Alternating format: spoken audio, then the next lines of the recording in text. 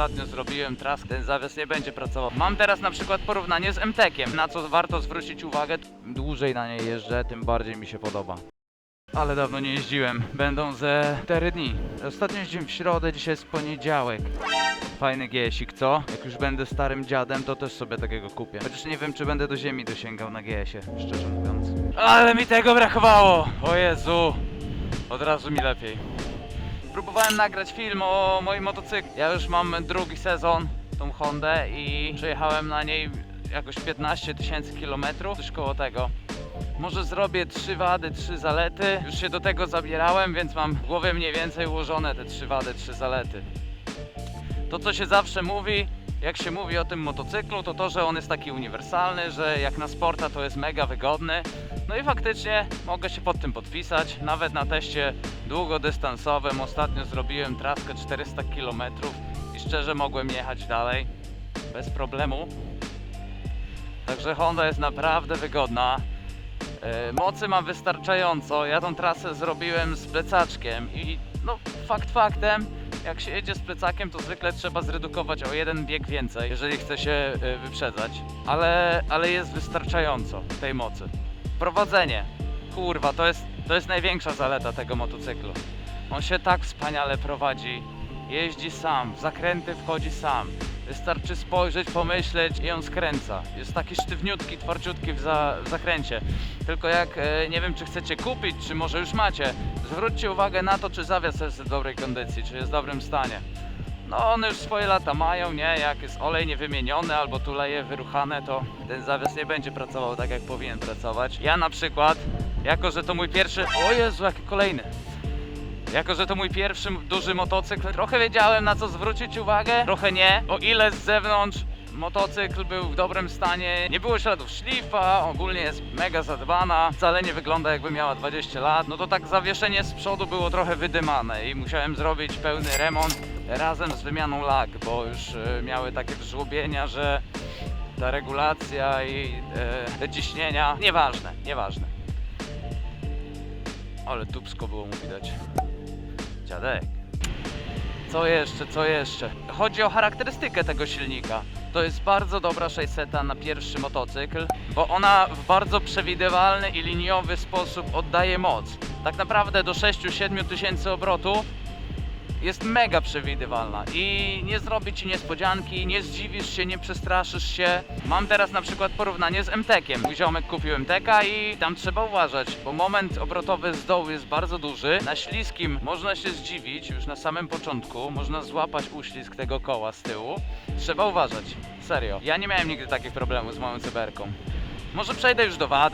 Moja osobiście bolączka, szczególnie teraz z tymi cenami paliwa, to jest spalanie. Bardzo ciężko jest mi zejść poniżej 6, nawet w trasie, nawet jak jechałem ekonomicznie, no z plecaczkiem do Białegostoku i z powrotem 6,5 litra około. Przy jeździe, no wiecie, takiej typowo w trasie, no 120, 100, coś w tym stylu. Co ciekawe, nie ma dużej różnicy, jak się ją pałuje, bo jak jeżdżę bardziej agresywnie, to tam się robi 6,7 do 7 czasami. Kolejna wada CBR-ki, o której jak ja się rozglądałem za motocyklem, to nie widziałem, żeby ktoś o tym mówił. To jest dostępność akcesoriów. On niby jest już 20 lat na rynku, ten motocykl ponad 20, ale no jest dosyć popularny, ale ciężko jest znaleźć szczególnie oryginalne akcesoria. Ja się rozglądam za kuframi na przykład do tej CBR-ki. Nie mogę nic sensownego znaleźć w ogóle. Kupiłem sobie sakwę z XL Moto za 200 zł.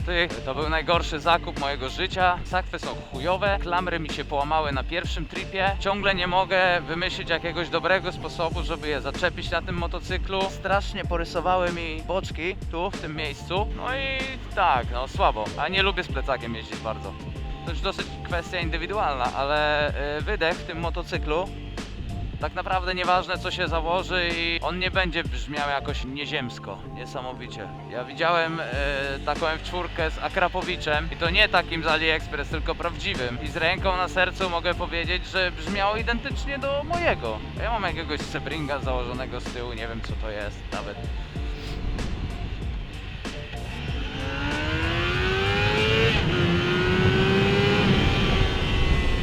No, kocham ten motocykl, naprawdę. Co mogę w ogóle polecić, jeżeli chcecie kupić CBR-kę, na co warto zwrócić uwagę, to luz na klamce. Ten luz musi być dosyć duży, pokażę wam. Luz na klamce we W4 musi być duży dlatego, że przy maksymalnym skręcie w jedną stronę ten luz wygląda tak, a w drugą stronę tego luzu prawie nie ma. Ten przewód jest poprowadzony w taki sposób, że przy pełnym skręcie kierownicy się skraca. No i wiecie, ja jak na początku ją miałem, to sobie tak dla wygody podciągnąłem tą linkę na prostej kierownicy, no i efektem czego przyjarałem sobie trochę sprzęgło. Kolejna rzecz, jak widać, no jak będziecie sobie robić jazdę próbną, to ona naprawdę bez trzymanki jedzie prościutko jak laser. Nic nie powinno tutaj drżeć, nic nie powinno tutaj ściągać. Uważajcie na sprowadzane motocykle, bo nie opłaca się sprowadzać motocykli w zajebistym stanie. To jest zawsze tak, że ściągają gruzy, lepią je z gównolitu i sprzedają za jakieś chore pieniądze. Zatrzymałbym się pokazać wam motocykl jakoś z boku, jakieś różne takie zakamarki jego ciekawe, ale jest tak kurewsko gorąco, że nie chcę się zatrzymywać. Musicie mi wybaczyć. Im dłużej na niej jeżdżę, tym bardziej mi się podoba. Ja mam wstawiony filtr KN-a. Podobno z tym filtrem one więcej palą, nawet do tego litra. I się zastanawiam, czy nie wstawić jej oryginalnego filtra. Ale z drugiej strony szkoda mi tej mocy, no. Ja nie wiem, czy to coś daje, bo mapa jest pewnie niezrobiona. Także tam chuj go wie. Wiem, co jeszcze mogę wam powiedzieć. Grzeje się w mieście. Ona nie lubi jeździć w mieście. Jak dużo jeździcie w mieście albo planujecie jeździć w mieście, to przyzwyczajcie się do dźwięku wentylatora. Generalnie.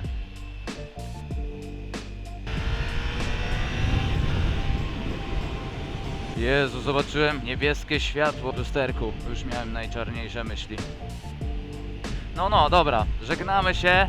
Nie pokażę wam, gdzie mieszkam, bo fanki będą przychodzić. Strzałeczka.